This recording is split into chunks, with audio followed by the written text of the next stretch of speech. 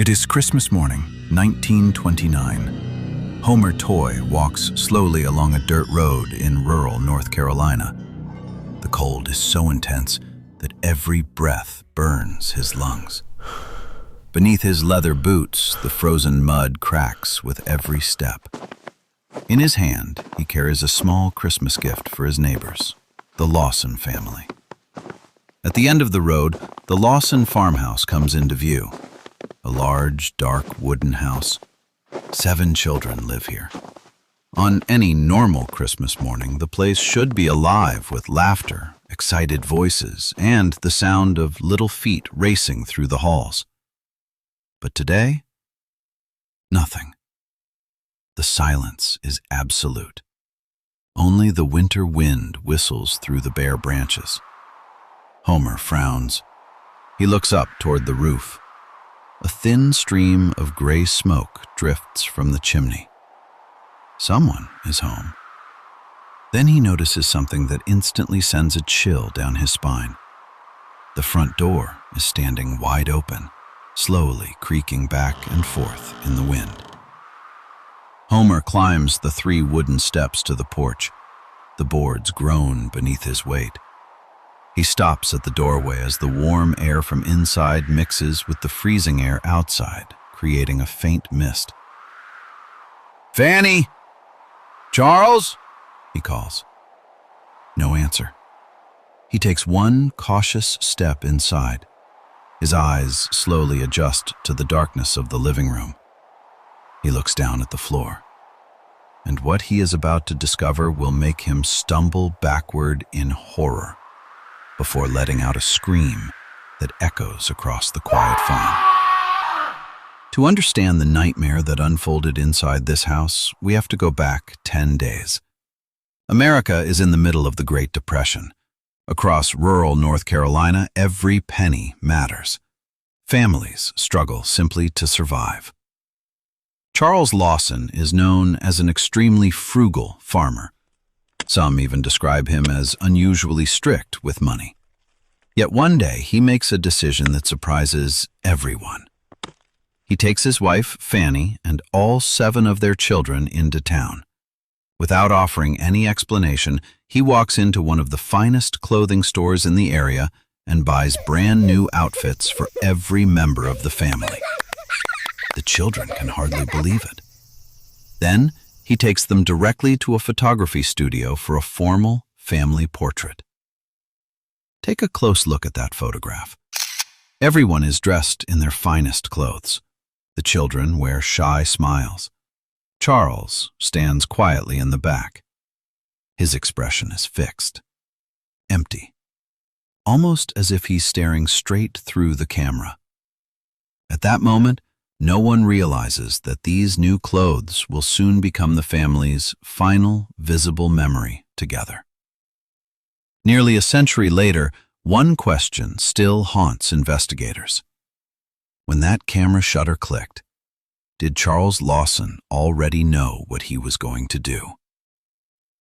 On the morning of December 25th, Charles wakes before dawn. According to contemporary reports, he first sends his oldest son, Arthur, into town on an errand. As soon as Arthur disappears down the road, Charles gets up. He takes his shotgun, slips extra shells into his pockets, and quietly leaves the house through the back door. He walks toward the tobacco barn, knowing that his 2 oldest daughters, 17-year-old Marie and 12-year-old Carrie, are expected to gather firewood there. He waits inside the darkest corner of the barn, in the cold, in complete silence. According to several accounts, Marie enters first.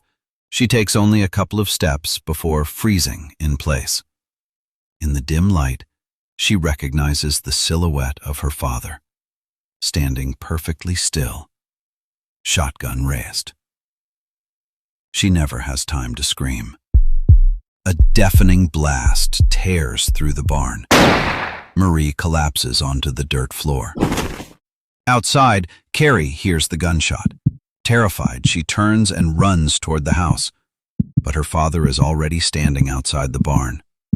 He raises the shotgun once more. A second blast. The young girl collapses onto the frozen ground. Charles walks over to them. Police observations suggest he then dragged both bodies back inside the barn and laid them side by side. According to witnesses who later entered the scene, their hands had been crossed over their chests, with flat stones carefully placed beneath their heads like makeshift pillows. He reloads his shotgun. Then he walks back toward the house. Inside the farmhouse, Fanny is busy preparing Christmas dinner while a holiday song plays softly on the radio. The younger children are playing nearby. No one has heard the gunshots. The howling winter wind has swallowed every sound. The front door opens. Charles walks inside.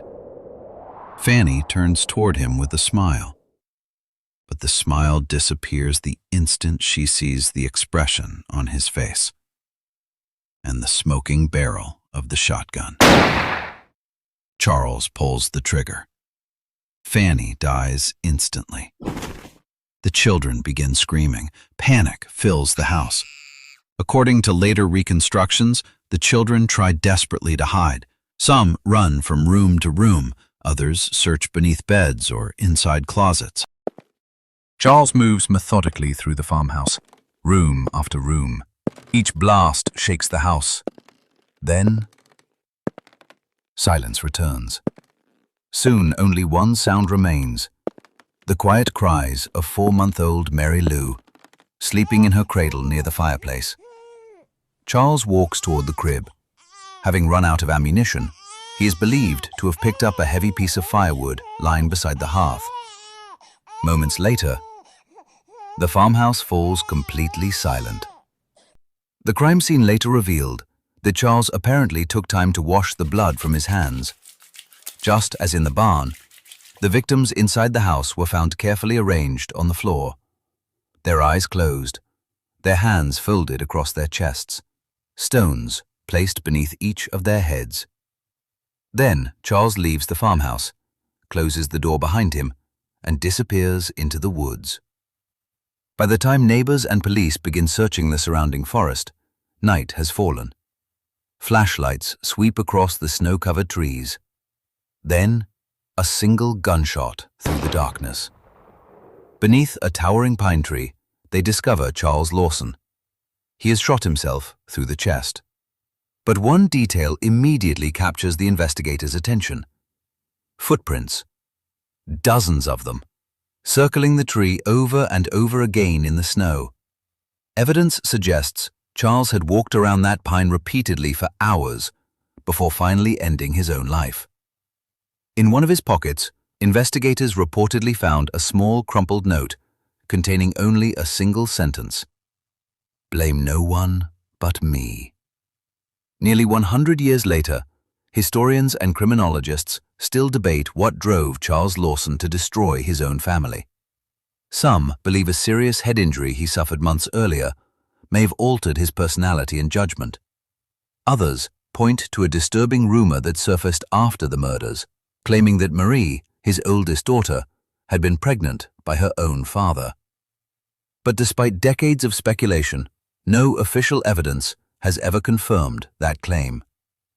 The truth died with Charles Lawson that Christmas morning, and perhaps that's what makes this case so unsettling. Not because we know who committed the crime, but because we may never understand why. So the next time you see an old family portrait hanging on a wall, take a closer look at the father's eyes, because sometimes the last family photograph isn't capturing a happy memory. It's capturing the final moments before everything disappears.